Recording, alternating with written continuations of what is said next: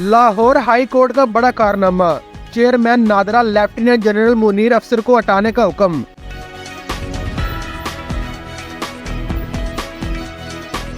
Lahore high court ने chairman NADRA lieutenant general Munir अफसर को हटाने का हुक्म दे दिया। लाहौर हाई कोर्ट ने चेयरमैन नादरा की तकर्री के खिलाफ दरख्वास्त मंजूर करते हुए लेफ्टिनेंट जनरल मुनीर अफसर की तैनाती कालअदम करार दे दी। शहरी इशबा कामरान ने चेयरमैन नादरा मुनीर अफसर की तकर्री को चैलेंज कर रखा था। जस्टिस आसिम हफीज ने इशबा कामरान की दरख्वास्त पर महफूज फैसला सुनाया। दरख्वास्त में मौक़िफ़ इख्तियार किया गया था कि निगरान हुकूमत ने नादरा कानून में तरमीम करके हाजिर सर्विस आर्मी अफसर की तकर्री की मंजूरी दी।